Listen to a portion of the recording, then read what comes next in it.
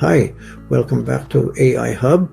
Sa video na ito, tatalakayin natin ang tatlong makapangyarihang salita na madalas mong maririnig sa mundo ng Artificial Intelligence ngayon: API, MPC, at prompt. Ang mga salitang ito ay parang mga susi. Binubuksan nila ang daan sa mga kasangkapan, sa pag-unawa, at maging sa pagbuo ng sarili mong solusyon na pinapagana ng AI. Talakayin natin ang mga ito sa parang simple, praktikal, at kapaki-pakinabang para sa IO. Ano ang API, Application Programming Interface?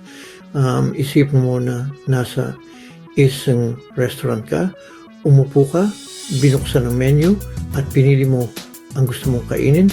Hindi ka pumupunta sa kusina. Hindi mo kailangan malaman kung paano niluto ang pagkain. Ibinibigay mo lang ang order mo sa waiter. Darating ang pagkain. Ang waiter na yon ay ang API. Sa mga termino ng teknolohiya, ang API ay kung paano nag-uusap ang dalawang programa ng computer. Halimbawa, ginagamit mo ang isang weather app. Hindi ito sumusukat ng panahon mismo. Tumatawag ito ng API mula sa isang serbisyo ng panahon na nagbibigay ng datos. Sa AI, kapag gumagamit tayo ng tulad ng OpenAI para bumuo ng teksto o mga larawan, ginagamit natin ang kanilang API. Nagpapadala tayo ng kahilingan. Uy, pwede mo ba akong sulatan ng kwento tungkol sa mga paaralang pinapagana ng solar? At sumasagot ang API, oo naman, narito na. Kaya bakit ito mahalaga? Dahil sa ilang linya lang ng code o kahit walang code,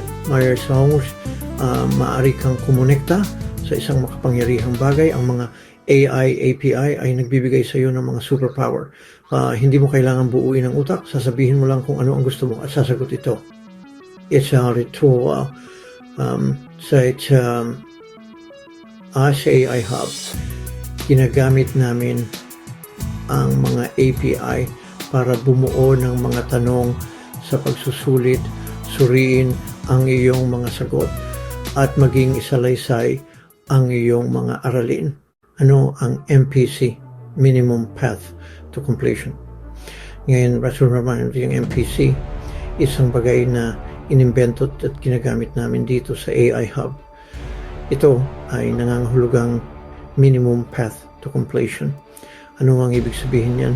Ito ang pinakamabilis, pinakasimpleng paraan para matapos kung sayang pagkagay. Sa isipin mo yung choice nito. Kung ang layunin mo ay maabot ang tuktok ng isang bundok, maaari kang maglakad-lakad at subukan ang bawat landas mo, susumari mong sundan ang pinakamaikli, pinakamalinaw na landas.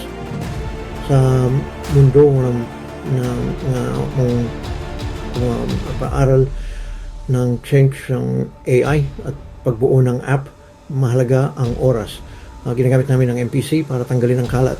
Sa halip na bumuo ng isang malaking sistema na may 100 tampok na maaaring hindi gumana, magsisimula tayo sa isang landas na magdadala sa atin mula A hanggang B at talagang nagbibigay ng resulta.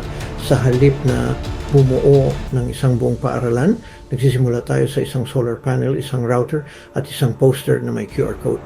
Sa halip na magsulat ng 10,000 linya ng code, ginagamit namin ang 500 linya at tinatawag ang AI gamit ang isang matalinong prompt. Ang pag-iisip ng MPC ay makapangyarihan dahil pinipilit ka nitong tumuon sa kung ano talaga ang mahalaga, kung ano ang kailangan ng estudyante o user ngayon, at kung paano matapos ang isang bagay ng mabilis, at pagkatapos ay pagandahin ito sa huli. Kaya tandaan, huwag mag-overbuild, huwag maghintay. Hanapin ang MPC. Paandarin ito, matuto habang ginagawa at sa prompt, ito yung nakakarwa. ang prompt ay simense language na ipinpadala mo sa isang AI system, ngunit huwag kang magpapalin lang. Ang pagtatanong mo ay nagbabago ng lahat. Isipin mo na nakikipag-usap ka sa isang genie kung sasabihin mo, kwentuhan mo ako. Maaari kang makakuha ng kahit ano. Ngunit kung sasabihin mo, sumulat ka ng 500 salitang kwento tungkol sa isang babae sa Pilipinas na nagtuturo sa kanyang nayon kung paano gamitin ang AI para ayusin ang kanilang sistema ng tubig. Iyan siyan ay isang makapangyarihang prompt sa AI Hub. Ang mga prompt ang tulay sa pagitan ng iyong mga ideya at kung ano ang nilikha ng AI.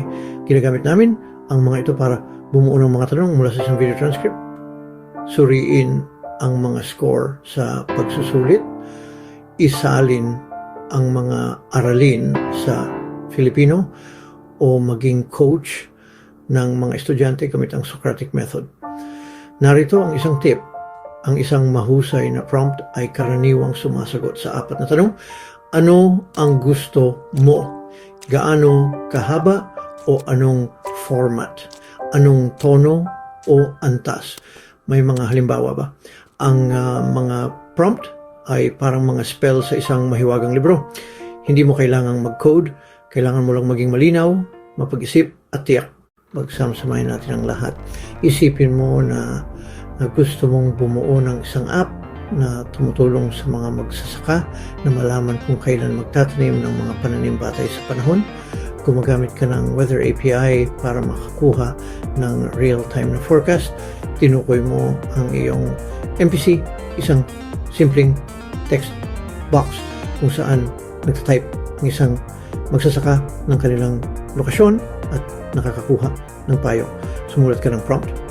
Ipaliwanag sa isang magsasaka sa Bicol kung ano ang aasahan sa linggong ito at kung anong mga pananim ang ligtas itanim. Ngayon, bigla nakabuo ka ng isang kapakipakinabang na tool na pinapagana ng AI. Iyan ang magic. API is parang waiter. Kumukuha ito ng datos o aksyon mula sa ibang sistema. MPC Circus ang iyong shortcut. Ang pinakamabilis na gumaganang version ng iyong ideya. Prompt Circle ang iyong mga tagubilin sa AI. Ito ang paraan para makakuha ka ng kapakipakinabang matalinong resulta. Sa panahon ng AI, ang 3 tool na ito, API, MPC at Chef, o prompt, ang kailangan mo para makapagsimula. Hindi mo kailangan ng degree. Kailangan mo ng kuryosidad, kalinawan, at tapang. At dito sa AI Hub, ipapakita namin sa iyo kung paano gamitin ang mga ito para bumuo ng mga tunay na solusyon para sa iyong komunidad. Sa susunod na makakita ka ng problema, tanungin mo ang sarili mo, makakabuo ba ako ng MCP para makatulong sa paglutas ng problemang iyon?